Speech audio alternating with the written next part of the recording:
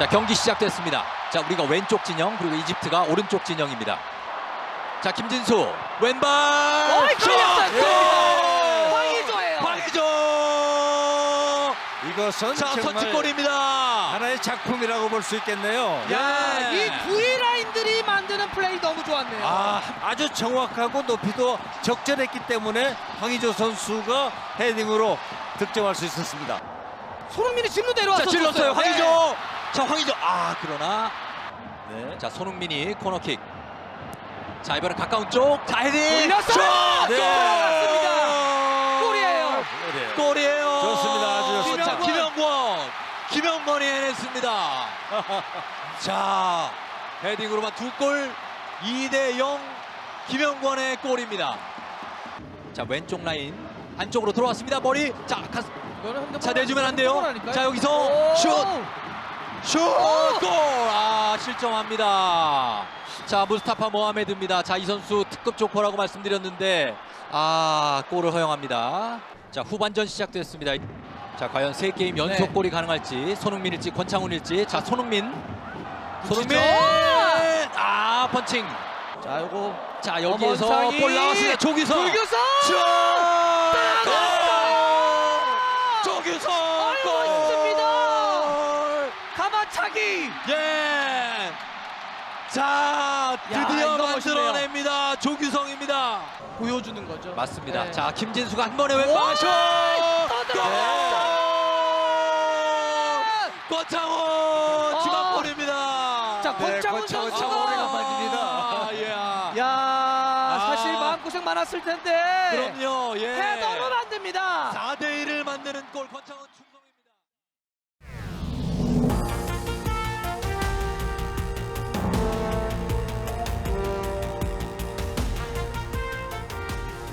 예, 시청자 여러분 안녕하십니까. 뉴스타인의 신동욱입니다. 오늘 뉴스타인은 축구대표팀 평가전 이집트와의 경기 중계로 1시간가량 늦어졌습니다. 손흥민 선수가 주장으로 뛰고 있는 우리 축구대표팀이 오는 11월 카타르에서 열리는 월드컵을 대비한 6월 모의고사 4게임을 모두 마무리했습니다. 마지막인 오늘은 아프리카의 강호 이집트를 맞아서 다양한 전술을 시험하며 4대1로 대승했습니다. 오늘도 상암 경기장을 가득 메운 축구 팬들은 모처럼의 축구 축제를 만끽했습니다. 상암 경기장에 나가 있는 취재기자 연결해서 자세한 경기 내용부터 먼저 알아보겠습니다. 자, 이다솜 기자, 6월 마지막 평가전 시원하게 이겼군요. 네, 이 주장 손흥민이 4경기 연속 선발로 뛰며 우리 선수들의 공격을 이끌었는데요. 우리 한국은 전반전부터 아주 시원했습니다. 경기 초반 이집트의 적극적인 압박에 조금 당황하는 모습이 나오기도 했지만 이 흐름을 바꾼 한 방은 그렇게 오래 걸리지 않았습니다. 시작은 역시 주장 손흥민이었습니다. 전반 16분 하프라인 근처까지 내려온 손흥민이 김진수에게 긴 패스를 찔러줬고 김진수의 크로스가 황의조의 헤더로 연결되며 이집트의 골망이 열렸습니다. 이 92년생 새 친구가 만들어낸 환상적인 선제골로 황의조는 브라질전에 이어 이번 6월 A매치 2번째 골을 기록했습니다. 기선제압에 성공한 우리 선수들 이후 거침이 없었는데요. 이 전반 22분 역시 이번에도 손흥민이 시작이었습니다. 이 손흥민의 코너킥을 황의조에 이어 김영권이 다이빙 헤더로 연결하며 추가골에 성공했습니다. 하지만 아쉬운 순간도 나왔습니다. 전반 38분 모하메드가 우리 수비 맞고 굴절된 공을 차 넣으며 득점에 성공했습니다. 그래도 후반전 이 황의조와 교체된 조규성의 추가골에 이 권창훈의 쐐기골까지 터지며 한국은 4대1 완승으로 마지막 평가전을 장식했습니다. 우리 선수들은 4번의 평가전에서 2승 1무 1패를 기록하며 2주간의 소집을 마쳤습니다. 지금까지 서울 월드컵 경기장에서 전해드렸습니다. 예, 보신 것처럼 이번 A매치 4연전은 코로나 거리두기 해제 이후 처음 열린 대규모 행사여서 열기가 더 뜨거웠습니다. 오늘도 역시 빨간색 유니폼을 갖춰 입은 많은 축구 팬들이 상암 경기장을 가득 메웠고 한마음으로 대한민국을 외쳤습니다. 현장에 신유만 기자 불러보겠습니다. 자, 신유만 기자, 이번 4연전 동안 정말 많은 축구 팬들을 만났을 텐데 어떤 반응들이었습니까? 네, 오늘 이집트전까지 이번 A매치 4연전은 모두 매진 사례를 기록했는데요. 그 기간 동안 경기장을 찾은 관중 수만 총 21만여 명에 이릅니다. 오늘 바람도 많이 불고 조금은 쌀쌀한 날씨였는데요. 그럼에도 불구하고 관중들은 그 어느 때보다 뜨거운 열정을 보여줬습니다. 경기 시작 3-4시간 전부터 이곳 서울월드컵 경기장은 팬들로 북적였는데요. 모처럼 대규모 행사에 함께하게 된 팬들은 설레는 마음을 감추지 못했습니다. 너무 행복해요. 지금 뜨거운 열기가 저희한테도 너무 느껴지고 오늘도 승리를 가져갔으면 좋겠습니다. 알록달록 유니폼을 입고 가족, 친구들과 함께 나온 팬들의 모습은 일상 회복 그 자체였습니다. 팬들은 입을 모아 반가움과 감사의 마음을 표현했습니다. 육성 응원 풀린 게 가장 좋고 이제 거리두기도 없어졌으니까 이렇게 같이 한 공간에 있을 수 있다는 게 오늘 14일은 2002년 월드컵 때 우리 대표팀이 포르투갈을 꺾고 조 1위로 16강에 진출한 그때로부터 꼭 20년이 되는 날인데요. 이번 4연전은 많은 팬들에게 한일 월드컵 당시를 추억하게 하기도 했습니다. 2002 월드컵의 그런 기운들을 고스란히 간직하고 살아오고 있었는데 오늘 이 현장에 나와보니까 그런 기분들이 훨씬 더 많이 드는. 오늘 붉은 악마가 준비한 카드 섹션 문구는 우리 다시 함께였습니다. 축구협회는 한일 월드컵 때처럼 한 마음으로 새로운 신화를 쓰자는 의미라고 설명했습니다. 4연전을 마친 대표팀은 석 달 뒤인 오는 9월 2차례 평가전으로 다시 팬들을 찾아갑니다. 서울 월드컵 경기장에서 TV조선 신유만입니다. 오늘 경기에선 골잡이 황의조의 능력이 특히 돋보였습니다. 황의조는 정확한 헤더로 선제골을 넣으며 경기 흐름을 바꿨고 1도움을 기록하며 킬러 본능을 유감없이 발휘했습니다. 이어진 김영권, 조규성, 권창훈의 추가골도 통쾌했습니다. 보도에 윤재민 기자입니다. 답답한 경기의 분위기를 한순간에 바꾼 건 킬러 황의조였습니다. 전반 16분 김진수가 왼쪽에서 크로스를 올렸고 황의조는 수비수 사이로 파고들며 머리로 방향을 돌려 깔끔하게 마무리했습니다. 보르도 이적 후 머리로만 내리 3골을 기록했을 만큼 정확한 헤더 능력이 돋보였습니다. 전반 22분 손흥민이 코너킥을 올리자 황의조는 수비수 앞으로 잘라 들어가며 머리로 공을 떨어뜨려줬고 김영권의 골로 이어졌습니다. 최전방 공격수로 출전하며 볼터치 횟수가 많진 않았지만 황의조는 찾아온 기회를 득점으로 연결하는 뛰어난 결정력을 보여줬습니다. 최전방 공격수로 몸싸움은 물론 포스트 플레이로 후위 침투 공격수들의 공격 루트를 열어줬습니다. 동료의 패스 위치를 정확히 예측해 빈 공간을 찾아 들어가는 특유의 오프더볼 능력도 빛났습니다. 브라질전에서도 강력한 터닝슛으로 동점골을 기록한 황의조는 오늘 이집트전에서 1골 1도움을 기록하며 대표팀 원톱 공격수의 입지를 다졌습니다. TV조선 윤재민입니다. 자세한 경기 분석은 잠시 뒤에 다시 해드리겠습니다. 다음 뉴스입니다. 미국발 긴축 공포가 이틀째 세계 금융시장을 뒤흔들었습니다. 고삐 풀린 물가를 잡기 위해서 미국이 기준금리를 0.75%포인트 한꺼번에 올릴 거란 관측에 힘이 실리면서 미 증시가 또 폭락했고 전 세계 금융시장이 연쇄적으로 그 충격파에 휩싸이고 있습니다. 우리 증시도 결국 코스피 지수 2,500선을 내주면서 바닥을 알 수 없는 추락을 이어갔습니다. 이정현 기자가 금융시장 상황 먼저 전하겠습니다. 어제 미 증시는 장을 열자마자 주요 지수가 일제히 하락세를 탔습니다. 미 연준이 금리를 0.75%포인트 올리는 자이언트 스텝을 밟을 가능성이 커졌다는 보도가 잇따르면서 긴축 공포가 주가를 끌어내렸습니다.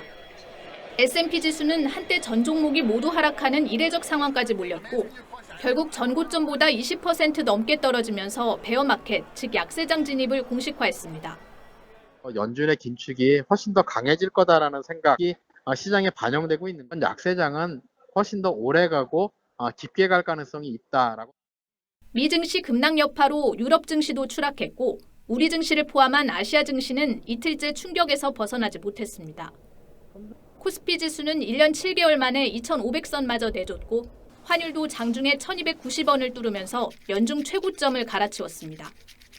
가상화폐도 대장격인 비트코인이 한때 10% 넘게 급락해 연중 최저치를 기록했습니다.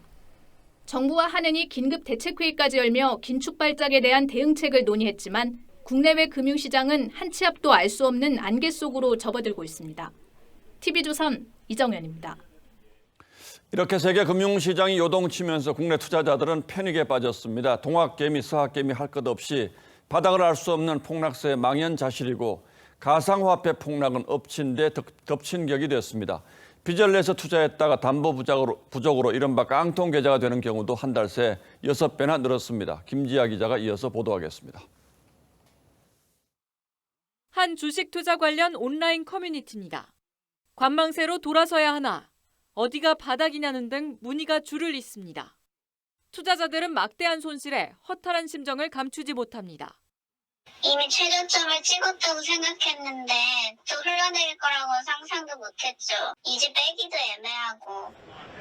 글로벌 증시와 가상화폐 시장의 동반 급락 탓에 소위 동학개미나 서학개미, 그리고 코인 투자자까지 예외 없이 충격에 휩싸였습니다.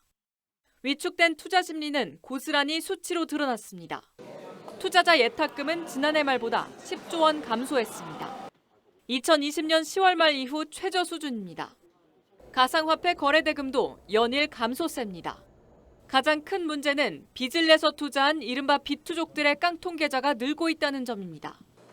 담보 부족 탓에 강제로 처분된 반대매매 계좌는 지난달 초에 비해 6배 급증했습니다. 금액도 사흘 새 500억 원이나 됐습니다. 거의 손실이 90%에서 100% 정도 되는 상황에서 청산되어 버리기 때문에 손실을 회복할 수 있는 기회를 가지기가 어렵거든요. 전문가들은 증시 변동성이 커지면서 깡통 계좌가 속출하고 다시 주가 하락을 부추기는 악순환 가능성을 경고하고 있습니다. TV조선 김자입니다. 이처럼 고물가, 고금리, 고환율 등 우리 경제의 3고 위기가 몰아닥치자 윤석열 대통령은 물가 안정을 위해서 할 수 있는 조치를 다 하겠다고 밝혔습니다. 내일 당정대 협의회에선 물가 안정을 위한 추가 대책이 마련될 예정인데 유류세 인하의 마지막 카드인 탄력세율 조정안이 검토되고 있습니다. 기름값 인하 효과는 어느 정도가 될지 황선영 기자가 자세히 설명하겠습니다. 전국 평균 휘발유 값은 리터당 2,082.65원으로 2,100원 선 돌파를 눈앞에 뒀습니다. 유류세 30% 인하에도 불구하고 지난달 하순 2,000원대를 넘어선 뒤 고공행진을 멈추지 않고 있습니다. 여당이 마지막 카드로 유류세 탄력세율 조정을 요구하고 나선 이유입니다.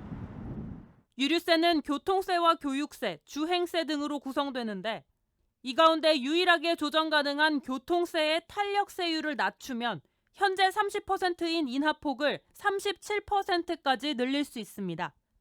이 경우 리터당 57원 정도의 인하 효과가 있지만 연일치 솟는 국제 유가 탓에 체감 효과가 오래가지 않을 것이라는 게 정부의 고민입니다.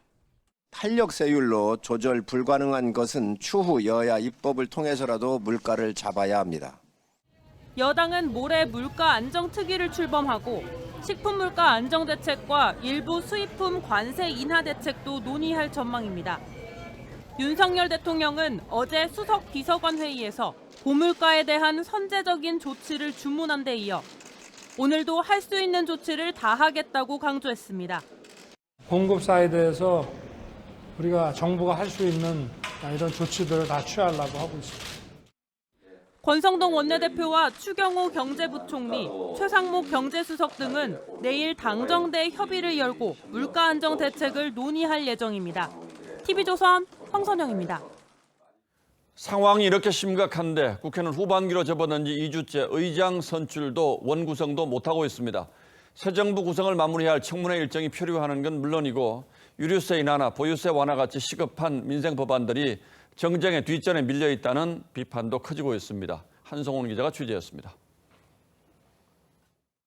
국민의힘 서병수 의원은 현행법상 최대 30%인 유류세 인하폭을 최대 100%까지 늘릴 수 있는 세법 개정안을 발의했습니다. 하지만 법안을 심의할 기재위가 언제 꾸려질지 하세월입니다.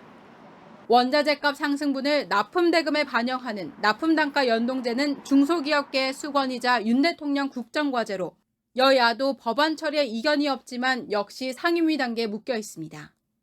임대차 3법 도입 2년을 맞는 8월에 2차 전세 대란이 예고된 상황이지만 대책 논의도 안 되고 있고 애꿎은 실소유자의 보유세 폭탄을 막기 위한 재산세 종부세법 개정도 마찬가지입니다. 민주당이 약속을 깨고 하반기 법사위원장을 고수하면서 여야가 하반기 원구성도 못한 상황이 2주째 이어지고 있습니다. 민생 법안 처리가 뒷전에 밀려 있는 겁니다. 법사위를 장악해서 민생 법안 통과를 틀어막으려 하고 있고 윤석열 정부가 옴짝달싹 못하게 만들겠다는 시도가 아닌. 먼저 파기한 이 두 가지의 주요 합의를 원상 복구하는 게 여야 신뢰 회복에 출발점이어야 합니다. 선거 패배의 원인을 진단하는 민주당 내 토론회에서도 법사위원장 반환 약속을 지켜야 한다는 지적이 나왔지만 법사위원장 약속한 대로 쿨하게 넘겨주십시오. 무엇이 두렵습니까? 민주당 지도부는 여전히 법사위 권한을 대폭 축소하지 않으면 내줄 수 없다는 입장이어서 국회 공전은 더 길어질 전망입니다. TV조선 한송원입니다. 예상을 뛰어넘은 물가 상승과 이에 따른 초긴축 그리고 요동치는 금융시장까지 여러 가지 악재가 한꺼번에 몰아치는 이른바 퍼펙트 스톰의 공포가 점차 커지고 있습니다. 얼마나 심각한 상황인지 경제부 이정현 기자에게 직접 물어보겠습니다. 자, 이 기자 어서 오십시오. 지금 벌어지고 있는 상황들을 보면 사실 좀 공포스럽습니다. 이 퍼펙트 스톰이라는 말이 있죠. 이게 다가왔다고 봐야 합니까? 네, 지금 금융시장과 실물 경제가 동시에 위기라는 공포 커진 건 분명합니다. 예. 그동안에는 위기감에만 그쳤었는데 추경호 경제부총리가 오늘 처음으로 복합 위기, 퍼펙트 스톰이 시작됐고 당분간 계속될 거라고 공식적으로 언급했습니다. 기준금리를 올려도 물가는 안 잡히고 성장률은 떨어지면서 최악의 시나리오인 스태그플레이션 국면에 들어섰다는 우려도 담긴 걸로 보입니다. 자, 상황이 이렇게까지 심각하게 된 원인은 뭡니까? 네, 가장 큰 원인은 고비가 풀려도 너무 풀린 물가입니다. 예. 이 코로나 사태 대응을 위해서 각국이 앞다퉈서 전례 없이 돈을 풀었고요. 예. 그 풀린 돈을 금리를 올려서 회수하는 과정에서 억눌렸던 소비 수요가 폭발하고 또 공급망 교란까지 겹치면서 물가가 급격하게 치솟고 있는 겁니다. 여기에 예상치 못했던 우크라이나 사태까지 겹치면서 기름을 끼얹는 격이 됐습니다. 자, 문제는 이런 상황이 얼마나 더 오랫동안 지속될 것인가 하는 것 아니겠습니까? 일단 물가는 어떻게 보고 있습니까? 네, 지금 상황은 전문가들조차도 끝을 예상하기 어렵다고들 합니다. 러시아는 장기전에 돌입할 조짐을 보이고 있고요. 또 우크라이나 전쟁이 이렇게 장기화가 되면 국제유가를 비롯한 주요 물가의 오름세가 더 커질 수밖에 없습니다. 이상기온으로 주요 곡창지대도 생산 차질을 빚고 있습니다. 이런 물가 급등세 상황이 최소한 1년 정도는 더 이어질 거라는 게 전문가들의 대체적인 전망입니다. 한국은행도 내년 초까지도 4%대 고물가 상황이 이어질 거라고 내다보고 있습니다. 예, 조금 전 리포트를 보더라도 정부 여당 관계자들이 굉장히 곤혹스러운 표정을 짓는 것이 역력한데, 자, 이런 경우에 대책은 어떤 게 있을까요? 네, 지금의 물가를 끌어올리는 요인이 아무래도 대외적인 요인이다 보니까 정부로서도 뾰족한 대책을 찾기가 어려운 상황입니다. 물가를 잡기 위해서 결국은 금리를 올려야 합니다. 미국에서는 최근 소비자 물가가 8.6%가 나오자 한꺼번에 기준금리를 0.75%포인트 올리는 자이언트 스텝 쪽으로 무게가 실리는 분위기입니다. 예. 당장 오늘 밤부터 이틀 동안 미국 중앙은행인 연준회의에서 어떤 결정을 하게 될지 시장에 눈이 쏠려 있는데요. 이 시장의 전망대로 자이언트 스텝 조치를 취할 거냐 여부에 따라서 국내외 증시 또 한 번 흔들릴 수 있습니다. 예, 흔히 한꺼번에 금리를 많이 올리는 걸 빅스텝이라고 그러는데 이 자이언트 스텝은 그거보다 더 많이 올린다 이런 얘기죠. 자, 이렇게 미국이 자이언트 스텝으로 금리를 올리면 우리도 뭐 빨리 쫓아갈 수밖에 없지 않습니까? 네, 그렇게 봐야 합니다. 미국 금리가 우리나라를 넘어서는 금리 역전이 일어나게 되면 외국인 투자자들의 자본 유출 우려가 커지기 때문에 우리도 금리 인상 속도를 높일 거란 관측이 많습니다. 예. 문제는 금리 인상으로 자산시장 하락세가 계속되면 빚내서 투자한 빚투족 그리고 개인 투자자들의 피해가 눈덩이처럼 커질 수밖에 없다는 점입니다. 예, 미국이 뭐 얼마나 이번에 금리를 많이 올릴지는 아직은 모르겠습니다만 어쨌든 전반적으로 긴축으로 돈을 걷어들이는 기조가 당분간 이어질 가능성이 높다 이렇게 봐야 되겠군요. 예, 이정현 기자 잘 들었습니다.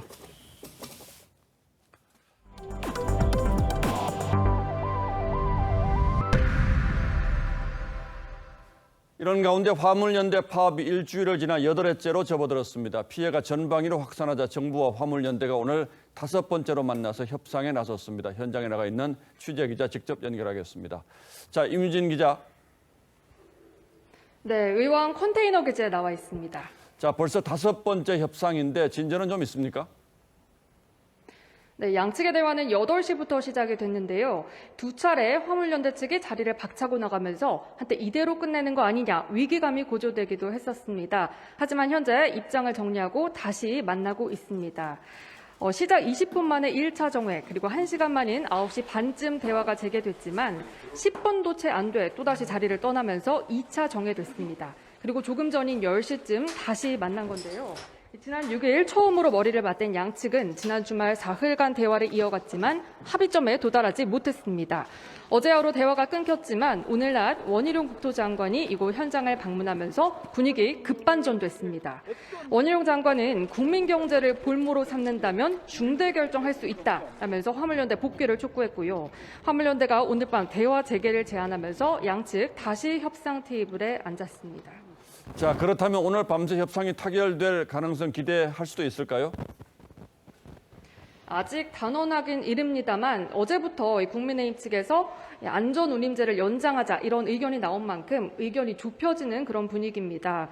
이준석 국민의힘 대표는요, 코로나와 고유가 등 외부 요인으로 안전운임제 성과 측정이 어려운 측면이 있었다면서 연장의 무게를 실었습니다. 화물연대도 안전운임제 적용 품목을 확대해달라라는 요구에서 한 발짝 물러난 것으로 전해지는데요. 파업이 8일째로 접어들면서 전국 항만 반출입량도 평상시보다 50% 정도로 떨어지고 있어서 극적 타결 시급한 상황입니다. 의왕 내륙 물류기지에서 TV조선 임유진입니다. 화물연대 파업이 길어지면서 전방위 물류 차질도 빚어지기 시작했습니다. 자동차 업체는 사무 직원까지 동원해 신차 배송에 나섰지만 역부족이고 기다리다 못해 소비자가 직접 차를 찾으러 가는 일까지 벌어지고 있습니다.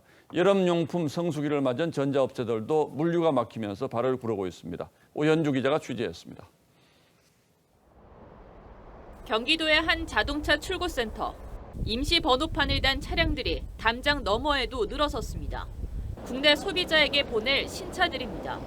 하루 240대씩 내보내야 하지만 파업으로 출고량이 100여 대에 불과하다 보니 보관할 공간이 부족해 밖에까지 나온 겁니다. 출고를 기다리던 소비자가 출고센터로 직접 오기도 합니다. 고객분들께서 직접 와서 찾아가시는 경우가 생기고 있는 상황입니다. 오늘부터 시행이 되었고 오늘 한 20명 정도가 현대차는 사무직원까지 동원해 신차를 직접 운전해 구매자에게 가져다주는 로드 탁송에 나섰습니다. 가전업계도 확보한 재고가 바닥을 보일까 걱정입니다. LG전자는 TV나 에어컨 등 해외 공장에서 만든 제품들이 항만에 묶여 있고 삼성전자는 광주 사업장에서 가전제품이 제때 나오지 못해 배송 지연 가능성을 알리고 있습니다. 여름을 앞두고 에어컨을 구매하려던 소비자는 난감합니다. 여름이라 에어컨 주문하려고 하는데 파업 때문에 설치가 늦어진다고 하더라고요. 벌써 더워지고 있는데 언제 올지 모르고 많이 걱정이 됩니다. 업계는 사태가 장기화할 경우 배송 차질이 우려된다며 TF팀을 꾸려 예의주시하고 있다고 밝혔습니다. TV조선 오현주입니다. 화물연대 파업 여파가 수소 충전소로까지 번지면서 전국의 차량용 수소 충전소 3곳 가운데 한 곳이 운영을 중단하기에 이르렀습니다. 수소차 운전자들은 재고 연료가 남은 충전소를 찾아다니고 있습니다만 이마저 언제 끊길지 모르는 상황이어서 애를 태우고 있습니다. 구자영 기자가 취재했습니다.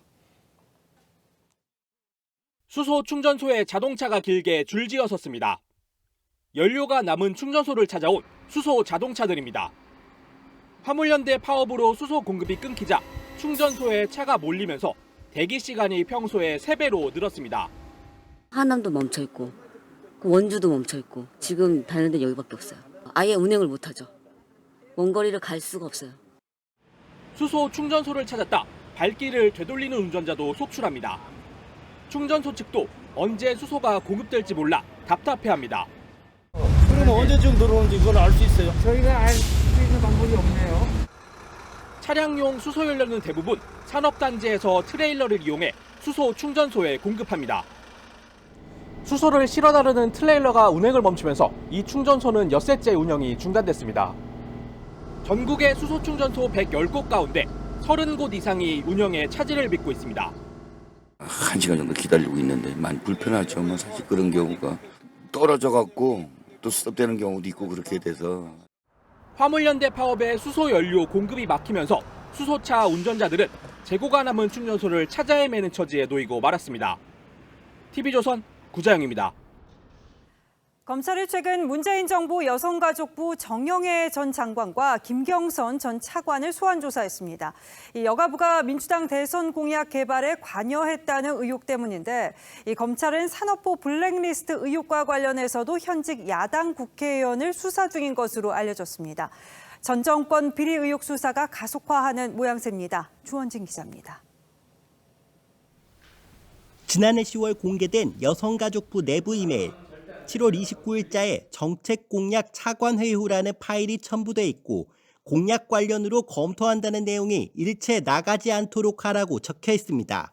정치 개입 그리고 대선 개입에 심각한 문제의식을 느낀 내부자가 제보를 한 것으로 저희는. 이후 여가부의 민주당 대선 공약 개발 지원 의혹이 불거졌고 중앙선거관리위원회는 김경선 당시 차관을 공직선거법 위반으로 고발했습니다. 고발을 접수받은 검찰은 지난해 11월 공약 개발을 요청한 민주당 정책연구실을 압수수색했고 최근 정경혜 전 여가부 장관과 김경선 전 차관을 피해자 신분으로 불러 조사했습니다. 검찰 관계자는 보강 수사를 통해 윗선에 대한 구속영장 청구 등을 검토할 것이라고 밝혔습니다. 산업부 블랙리스트 의혹 수사도 속도를 내고 있습니다. 검찰은 2017년과 2018년 당시 청와대 인사수석실 행정관으로 근무했던 민주당 소속 A 의원도 수사 중인 것으로 알려졌습니다. 사전 구속영장이 청구된 백운규 전 산업부 장관은 내일 구속 전 피해자 신문을 받을 예정입니다. TV조선 주원진입니다. 내일 2차 발사가 예정됐던 누리호 일정이 하루 연기됐습니다. 워낙은 오늘 누리호가 발사대로 이송됐어야 하는데 바람으로 차질을 빚은 겁니다. 내일은 기상이 좋으면 누리호를 발사대로 이동해서 모레에는 발사가 이루어질 것으로 보입니다. 누리호 발사 현장인 고흥 나로 우주센터의 장혁수 기자가 보도합니다. 이송용 차량에 실리는 한국형 발사체 누리호. 당초 오늘 조립동을 출발해 발사체를 기립시킨 후 발사대 고정 작업까지 마무리할 예정이었습니다. 하지만 기상 상황이 발목을 잡았습니다. 발사 장소인 나로 우주센터 주변에 최대 초속 12m의 강풍이 불자 발사 일정을 하루 늦추기로 한 겁니다. 강풍으로 인해 발사대 고층에서 케이블을 연결하는 작업 중 추락 등 사고 위험이 커진다는 판단에 섭니다. 높이 48m의 엄브리칼 타워가 설치가 되게 돼 있습니다. 굉장히 정밀성이 요구되고 안전하게 작업을 해야 되는 부분이 있어서 한국항공우주연구원은 기상 상황이 괜찮으면 내일 오전에 누리호를 이동시킨 뒤 모레인 16일 발사할 예정입니다. 기체 준비 상황에 아무 문제가 없고 우주센터에서 발사를 운영하기 위한 준비 과정에도 아무 문제가 없어서 지금 계획대로 진행되면 누리호는 내일 나로 우주센터에서 1.8km 떨어진 발사대로 옮겨지게 됩니다. 이때 누리호의 안전한 이동을 위해 무진동 특수 차량이 시속 1.5km 속도로 움직입니다. 이후 기립까지 문제가 없다면 누리호는 16일 오후 4시쯤 발사가 가능할 전망입니다. 항우연은 만일의 상황에 대비해 오는 16일부터 23일까지를 발사 예비일로 지정했습니다. TV조선 장혁수입니다. 우리나라 국민 95%가 코로나 항체를 가진 것으로 나타났습니다. 백신 접종 덕분이기도 했지만 이 오미크론 확산 시기에 자연 감염이 크게 늘면서 항체 보유자도 증가한 것으로 파악됐습니다. 그럼에도 실내 마스크 해제 조치는 시기상조라고 보는 이유가 뭔지 성민혁 기자가 보도합니다. 코로나 항체가 생기는 경우는 두 가지, 바이러스에 감염되거나 백신 접종을 통해서입니다. 방역당국 조사 결과 이 두 종류를 포함한 전체 항체 양성률은 94.9%. 국민 20명 중 19명이 항체 보유자란 뜻입니다. 특히 코로나에 감염돼 생긴 항체 비율은 지난 1월 0.6%에서 4월 36.1%로 치솟았습니다. 오미크론 대유행이 자연 감염 규모를 60배나 키운 것으로 보입니다. 집단 면역에 대한 기대도 나오지만 시기상조란 반론이 더 큰 분위기입니다. 항체가 있다고 반드시 감염을 막는 면역력이 있다고 볼 수는 없기 때문입니다. 바이러스를 중화시키는 정말 힘 있는 항체, 효과가 있는 항체를 측정은 달리 해야 되고 그거는 훨씬 더 정밀한 검사가 필요하고. 즉 완치자라도 재감염 등의 위험이 있어 실내 마스크 착용은 기본 중에 기본이란 겁니다. 이제 신규 변이가 생기는 경우에도 또 돌파 감염이 될 수 있기 때문에 마스크에 대해서 실내 마스크에 대해서는 조금 더 신중하게. 정부는 항체 조사의 정확도를 높이기 위해 다음 달 대규모 조사에 착수할 예정입니다. TV조선 성민혁입니다. 윤석열 대통령 자택 앞에서 24시간 집회가 시작됐습니다. 문재인 전 대통령 양산 사접 시위 저지를 위한 맞불 성격인 셈인데 이웃 주민은 소음 고통을 호소했습니다. 신경희 기자가 보도합니다. 왕복 8차선 도로에 현수막이 내걸리고 집회 차량 스피커에선 쉴 새 없이 고성이 울려 퍼집니다. 진보 성향 인터넷 매체 서울의 소리가 윤석열 대통령 집 앞에서 24시간 집회를 시작했습니다. 문재인 전 대통령 양산사저 앞에서 이어져 온 보수단체의 시위에 대한 맞불 집회 성격입니다. 이들은 양산 집회 중단할 것과 윤 대통령의 사과를 요구했습니다. 양산 욕설 소음 시위를 옹호한 윤석열은 사과하라. 집회가 열린 곳은 700여 세대가 거주하는 윤 대통령 자택 맞은편 인도입니다. 기준 소음도 65dB를 초과한 73dB이 측정됐습니다. 이 정도면 공사장 소음과 비슷한 수준인데 경찰은 집회 소리가 기준을 넘을 때마다 소음 유지 및 중지 명령서를 발부했습니다. 근처에서는 윤 대통령 집 앞 시위에 반대하는 보수단체의 또 다른 집회까지 열렸고 이웃들은 고통을 호소했습니다. 불편하죠. 집회 자유라는 것도 있긴 하지만 주민들도 좀 조용하게 살 권리가 있으니까. 용산 대통령실 앞에선 민노총 공공운수노조 노조원 300명이 야간 시위를 벌였습니다. 민노총 측은 다음 달 7일까지 매주 2차례 저녁 정기 집회를 열 계획입니다. TV조선 신경입니다. 코카콜라 음료 경남 양산 공장에서 이 생활 폐수가 그대로 유출돼서 인근 하천이 오염되고 있습니다. 이 공장 식당과 화장실 등에서 흘러나온 것이다 보니까 악취가 상당해서 인근 주민 고통도 컸는데요. 업체 측은 문제가 불거지고 나서야 뒤늦게 대책을 내놨습니다. 이성진 기자의 단독 보도입니다. 경남 양산에 있는 코카콜라 음료 제조 공장입니다. 공장 하수관에서 식당과 화장실 등에서 사용된 생활 폐수가 하천으로 흘러듭니다. 이곳은 빗물이 빠져나오는 우수 관로로 추정이 되는데 오수뿐 아니라 플라스틱 조각까지 쏟아져 나와 하천으로 흘러들었습니다. 오수가 흘러든 하천 바닥을 파봤더니 시커멓게 썩은 찌꺼기가 성인 무릎 정도 쌓였습니다. 마을 주민과 환경단체는 생활 폐수가 오랫동안 유출돼 하천 오염이 심각한 상태라고 주장합니다.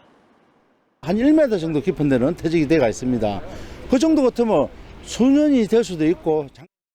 공장 측은 문제가 불거지자 하수 관로 인근에 생활 폐수를 퍼올리는 펌프를 뒤늦게 설치했습니다.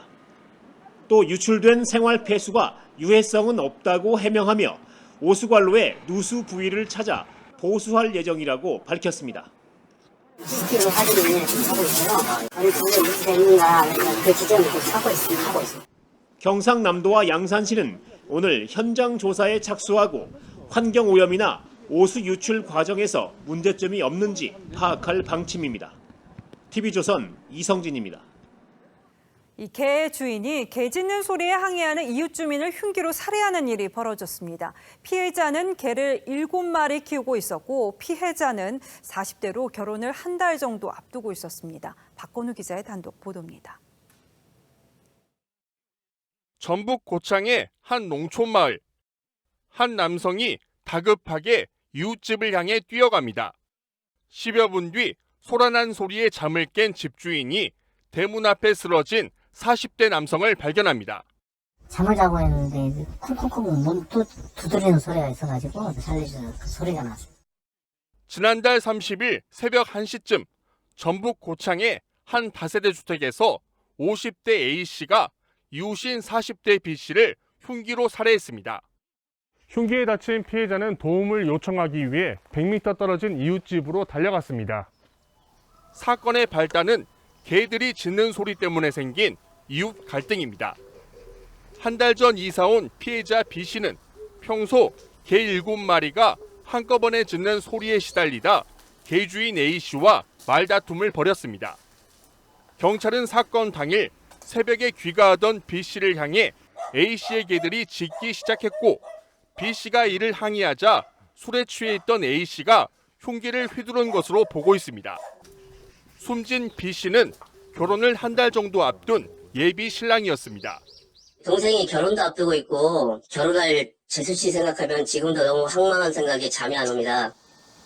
혼자 살며 개 7마리를 키우던 A씨는 평소 마을 주민들과도 소음 문제로 갈등을 겪었던 것으로 알려졌습니다. 경찰은 A씨를 살인 혐의로 구속해 사건을 검찰로 넘겼습니다. TV조선 박건우입니다. 부산에서 방화로 보이는 사건이 잇따라 벌어졌습니다. 이 상가, 파출소, 또 대학 기숙사까지 장소를 가리지 않고 불길이 일었는데요. 주민들과 학생 수백 명이 대피했습니다. 하동원 기자입니다. 한 남성이 상가복도를 서성거리고 잠시 뒤 2층 창고에서 갑자기 불길이 일어납니다. 와장창 하길래 놀래가 노니까 연기가 꽉 차고 방향을 모르겠는 거라. 오늘 새벽 3시 반쯤 부산의 한 9층짜리 주상복합 건물에서 지하 1층 유흥업소와 2층 창고 등 두 곳에서 동시에 불이 났습니다. 건물 내 입주민 등 17명이 긴급 대피했고 다행히 인명피해는 없었습니다. 불이 난 유흥업소 업주는 바로 옆 건물에서 자상을 입은 채 발견됐습니다. 경찰은 유흥업소 업주인 70대 남성이 인화물질로 불을 지른 것으로 보고 있습니다. 어젯밤 11시쯤 부산의 한 대학 기숙사 3층 화장실에서 20대 남성이 불을 질러 기숙사 학생 900여 명이 긴급 대피했습니다. 스프링클러가 작동되면서 추가 피해는 없었습니다. 연기가 심해지는 것 같아가지고 그냥 전체 기숙사 사람들 다 나오라 했고 되게 혼잡했었어요. 앞서 지난 12일에는 범칙금 처분에 불만을 품은 50대가 인화물질과 라이터를 들고 부산의 한 파출소로 들어가 경찰관을 위협하다 체포되는 일도 벌어졌습니다. TV조선 하동훈입니다. 예, 다음 뉴스입니다. 나라 경제에 태풍이 몰려오고 있는데 북한의 핵실험 위협도 가시지 않고 있습니다. 한미 외교장관이 오늘 워싱턴에서 처음 만나서 북한이 7차 핵실험을 하면 가만히 있지 않겠다고 강력하게 경고했습니다. 군사 대비 태세를 조정하겠다고 했는데 이건 미국의 항모나 폭격기 등 전략 자산을 한반도로 출격시키는 걸 외교적으로 완곡하게 표현한 용어입니다. 바이든 미국 대통령도 2008년 이래 미국 정부가 독자적으로 취해온 대북 제재를 1년 더 연장한다고 발표했습니다. 보도에 권은영 기자입니다. 한미 외교장관이 성을 빼고 이름만 부르며 친밀감을 드러냅니다. So Jen, thank you again for being here in Washington. Thank you for the. Well, thank you, Tony, for the. 화상회담 후 한 달 만에 만난 두 사람은 북한이 7차 핵실험 준비를 완료했다고 평가하고 강력한 대응 방침을 밝혔습니다. We are prepared to make both short and longer-term adjustments to our military posture as appropriate. 군사태세 조정은 연합 시기동 훈련 체계, 미국 전략자산 전개, 북핵 대응작계 수정 등을 의미하는 것으로 해석됩니다. 핵 추진 항공모함 전단뿐만 아니라 북한이 가장 두려워할 수 있는 B2 스텔스 폭격기가 있지요. 전략자산 전개를 논의할 확장 억제 전략협의체 조기 재가동에도 합의했고 On the early reactivation of the high-level extended deterrence strategy and consultation group. That will get up and working very, very soon in the weeks ahead. 한일 관계 악화로 사실상 마비됐던 한일 지소미아 정상화 방침도 밝혔습니다. We want the GSOMIA to be normalized as soon as possible. 이날 바이든 미 대통령은 지난 2008년 이후 시행 중인 대북 행정 제재를 1년 더 연장하겠다며 북한은 미국의 국가안보에 비상하고 특별한 위협을 가한다고 밝혔습니다. TV조선 권은영입니다. 법무부가 법무연수원 연구위원 정원을 5명 늘리기로 했습니다. 연구위원 자리는 검사들 사이에 유배지라는 말이 도는 곳인데 검찰 안팎에서는 전 정권에서 중용된 검찰 고위직 인사들의 좌천을 위한 사전 작업이라는 해석이 많습니다. 권영석 기자가 취재했습니다. 법무연수원 연구위원은 검사와 수사관의 교육과 법무행정 연구를 담당합니다. 모두 7명인데 검사장급 이상 간부가 갈 수 있는 건 4자리뿐입니다. 법무부가 이 정원을 5명 더 늘리겠다고 입법 예고했습니다. 법무부는 연구위원 증원은 세계 표준에 맞게 법무행정을 현대화하기 위한 것이라고 설명했습니다. 법조계 의견은 엇갈렸습니다. 한 현직 검사장은 전 정권에서 중용된 검사장의 인적 청산을 위해 없는 자리를 만드는 것이라는 반응을 보였습니다. 앞서 한동훈 법무장관은 지난달 인사에서 이성윤 전 서울고검장과 이정수 전 서울중앙지검장, 심재철 전 서울남부지검장, 이정현 전 대검 공공수사부장 등을 연구위원으로 발령냈습니다. 반면 전 정권 주요 보직 검사들이 수사나 재판을 받아 사표 수리도 안 돼 임시로 수용할 자리는 필요하다는 반론도 있습니다. 재판을 받거나 조사를 받고 있는 사람이 일선청에서 직접 수사를 한다는 게 불편하고 어색할 수 있기 때문에 법무부는 또 검찰 직접 수사부서를 늘리고 형사부 명칭을 전문수사 특성을 반영한 이름으로 바꾸는 직제 개편안도 함께 입법 예고했습니다. TV조선 권영석입니다.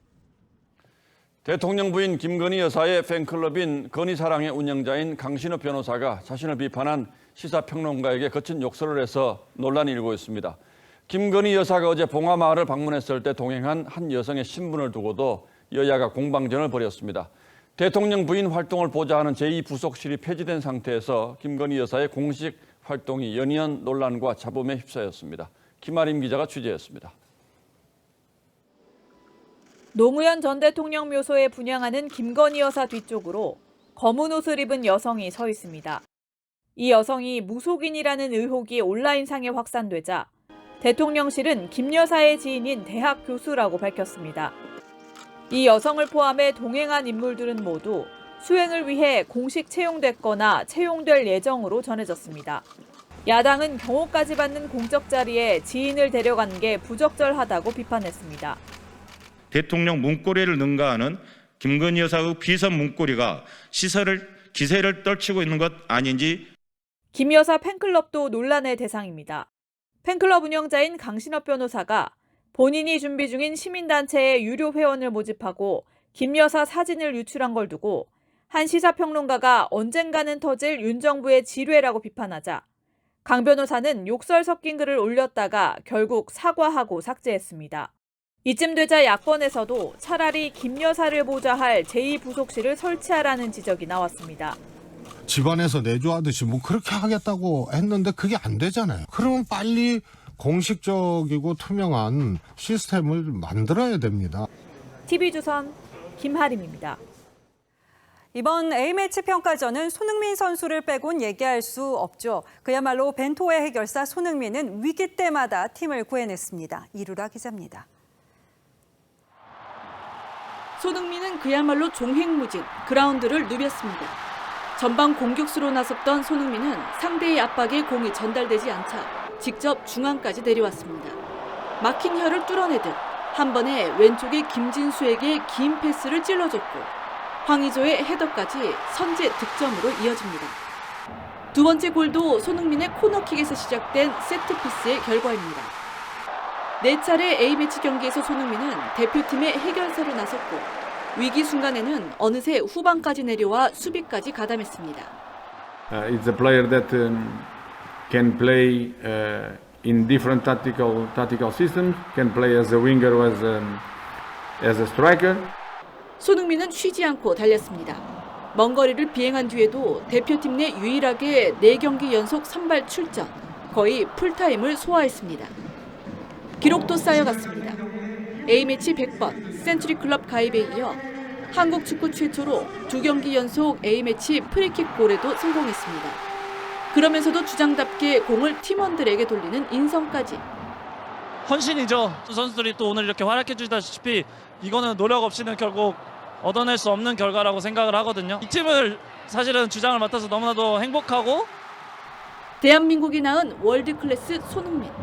벤투호의 대체 불가 자산임을 또 증명했습니다. TV조선 이루랍니다. 대한민국 대표팀은 중원을 책임지는 정우영과 황인범의 부상으로 오늘 경기는 플랜 B가 가동됐습니다. 카타르 월드컵을 대비한 시험이었는데 최우정 기자가 플랜 B 전술을 분석했습니다. 이집트전에 나선 대표팀의 새로운 중원 조합은 백승호와 고승범이었습니다. 미드필더 라인에서 게임을 풀어보려 했지만 이집트 선수들에게 번번이 막혔습니다. 전방으로 패스가 전달되지 않는 답답한 흐름이 이어지자 결국 손흥민이 중원까지 내려와서 경기를 풀어갔습니다. 패스가 안 들어오기 때문에 답답하다 보니까 미들필드에 나와서 좀 전에 황의조 선수한테 패스를 하듯이 이런 플레이를 지금 많이 하고 있습니다. 경기는 이겼지만 중원을 새로 꾸린 플랜 B 시험은 큰 숙제를 남겼습니다. 카타르 월드컵 본선에서도 부상 변수는 배제하기 어렵습니다. 플랜 A는 뭐냐면 이재성과 황인범과 큰정우영 선수를 놓는 그 대응 아니겠습니까? 이 세 선수가 지금 동시에 다 빠진 경기란 말이죠. 그래서 지금 새롭게 어떤 조합을 좀 짜고는 있는데 결국 중원 구성과 맞물려 손흥민의 활용도 달라질 것으로 보입니다. 벤투 감독은 이번 평가전에서 손흥민을 왼쪽 윙과 원톱, 투톱 등으로 다양하게 활용했습니다. 수비 라인 또한 집중력 부족으로 뼈아픈 실점을 허용한 만큼 재정비가 시급해 보입니다. 4번의 모의고사를 치른 벤투 감독은 최적의 조합을 찾는 본격적인 고민에 들어갔습니다. TV조선 최우정입니다. 미국 최대 국립공원 옐로스톤이 이례적인 폭우로 공원 전체가 완전히 문을 닫았습니다. 34년 만입니다. 코로나 여파에서 벗어난 데다가 이 여름 휴가철을 앞두고 있던 터라 아쉬움이 더 큰데요. 불어난 강물에 다리가 휩쓸리고 집이 떠내려갔습니다. 유혜림 기자입니다. 휘몰아치는 강물에 다리가 끊겼습니다. 거센 물살에 집안이 허물어지면서 강변의 집은 통째로 떠내려갑니다. My husband and I just put in a brand new house. Never been able to afford a new house. And we're hoping that by some God miracle that our house will be there. 옐로스톤에 월요일 하루 70mm의 비가 쏟아졌습니다. 이달 들어 평년에 4배 이상 많은 비가 내리며 집안이 약해졌는데 폭우가 더해지면서 피해가 커졌습니다. 이 때문에 옐로스톤의 모든 진입로가 34년 만에 완전히 폐쇄됐습니다. 겨우내 쌓인 고지대에 눈까지 녹으면서 옐로스톤 강의 수위는 사상 최고치인 4.2m까지 불었습니다. It's going to destroy a lot of the infrastructure here for the fishing access sites. It's going to change a lot. 공원 북쪽에서 마을로 이어지는 60km 구간의 도로가 유실됐고 남쪽 도로는 산사태로 가로막혔습니다. It just came on really quick, actually. I guess we'll just kind of wait it out and see what gets open. 옐로스톤은 1872년 세계에서 처음 국립공원으로 지정됐습니다. 개장 150주년을 맞아 대대적인 손님 맞이를 준비 중이었습니다. 공원 측은 수위가 낮아져야 복구 작업을 시작할 수 있다며 언제 다시 열 수 있을지 모르겠다고 밝혔습니다. TV조선 유혜림입니다.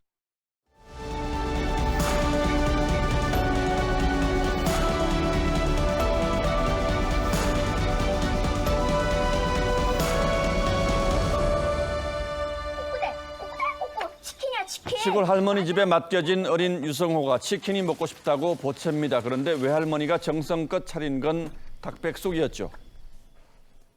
치킨이라고 했잖아, 프라이드. 누가 물에 빠뜨리래? 우리에게 치킨은 닭을 뜻하는 영어가 아닙니다. 짜장면 같은 생필품이죠. 만원의 행복이라는 프로그램이 있었습니다. 출연자에게 만원 한 장 주고 일주일을 버티게 하면서 만원의 쓸모를 깨우쳐줬습니다. 부산 부전시장에 만원의 행복이라는 실내 포차가 있습니다. 낙지볶음, 장어구이 같은 안주를 모두 만원씩에 팔아왔습니다. 그런데 얼마 전 이 만원이 무너졌습니다. 버티다 못해 5,000원씩 올리기 시작했습니다. 해발 3,400m 스위스 융프라우 매점에서 파는 우리 컵라면입니다. 뜨거운 물 부어주는 값, 젓가락 값을 합쳐서 만원이 넘습니다. 융프라우 같이 이름난 관광지가 아니어도 스위스 물가는 살인적입니다.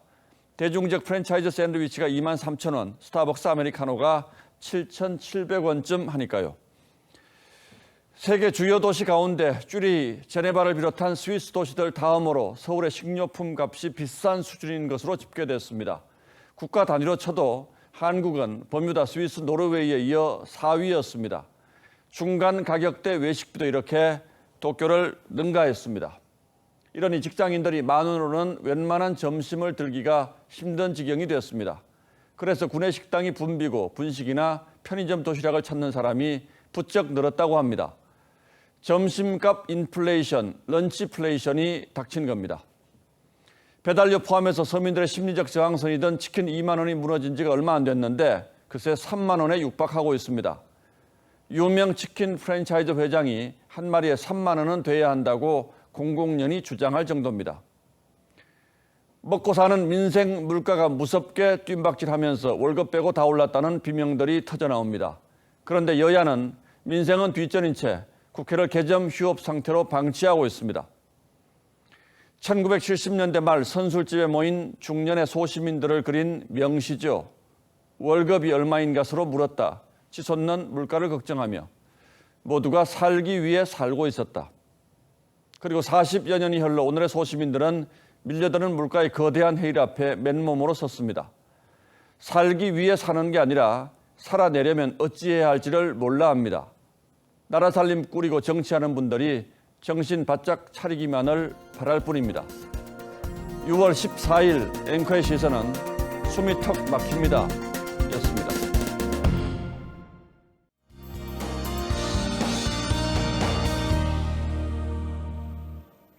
내일 아침까지 전국 대부분 지역에 비가 오겠습니다. 양이 많지는 않겠는데요. 중부와 동해안 쪽으로는 최고 10에서 20mm, 남부 지역은 5mm가 채 되지 않겠습니다. 강원과 충청 이남 지역에 계신 분들은 이후에도 우산 챙기셔야겠는데요. 갑자기 소나기가 쏟아질 수 있겠습니다. 이때는 천둥, 번개가 동반되면서 요란할 수 있겠습니다. 이렇게 날이 흐린 탓에 내일도 크게 덥진 않겠는데요. 서울은 24도를 보이겠고요. 청주와 대구는 26도가 되겠습니다. 해안 쪽으로는 바람이 강하게 불겠습니다. 이에 따라 누리호 발사일이 하루 연기됐는데요. 내일 오후부터는 바람도 잦아들겠습니다. 기온은 주 후반으로 갈수록 조금씩 오르겠고요. 소나기는 자주 내리겠습니다. 날씨였습니다. 예, 국토부와 화물연대가 파업 철회를 위한 5차 협상을 벌이고 있다는 소식을 조금 전에 전해드렸는데 뉴스 끝나기 직전에 협상이 타결돼서 화물연대 파업이 8해 만에 철회될 것 같다는 소식이 들어왔습니다. 화물연대가 낸 자료를 잠깐 보여드리면요. 안전임금제는 일몰제로 폐지하지 않고 지속적으로 추진하기로 합의했다. 그리고 적용 품목 확대 논의는 이어가기로 했다. 이렇게 되어 있습니다. 그리고 그동안 화물연대 파업으로 국민들에게 걱정을 끼쳐드린 점에 대해서는 죄송하게 생각한다라는 화물연대 입장도 나와 있습니다. 다시 한번 말씀드리겠습니다. 화물연대와 국토부가 5차 협상에서 파업을 철회하고 안전임금제 일몰제는 폐지하고 안전임금제를 앞으로 지속적으로 추진하는 쪽으로 의견을 모았다고 조금 전에 협상 타결 소식이 들어왔습니다. 자, 뉴스9 여기서 모두 마치겠습니다. 네, 시청해주신 여러분 고맙습니다.